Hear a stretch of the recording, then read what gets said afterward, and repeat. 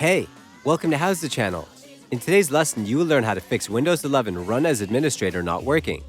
Go to Taskbar Search. Type User Account.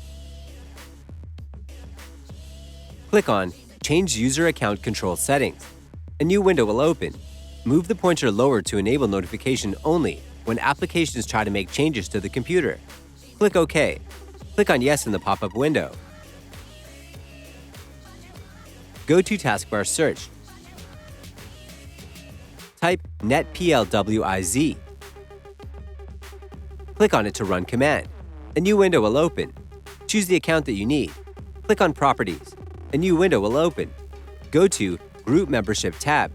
Check Administrator role. Click on Apply and OK. Click OK.